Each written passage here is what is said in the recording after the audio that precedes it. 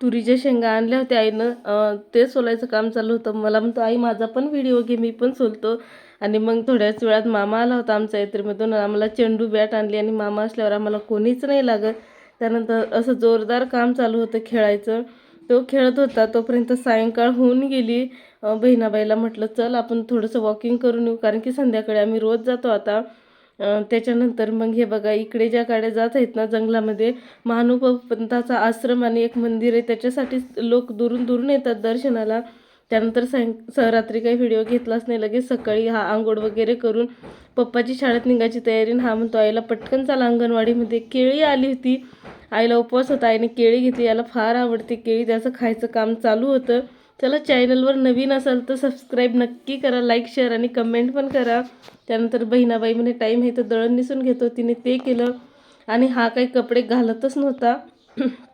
आणि त्याच्यानंतर मी राहू द्यायला म्हटलं चाल मी जेवण करून घेते.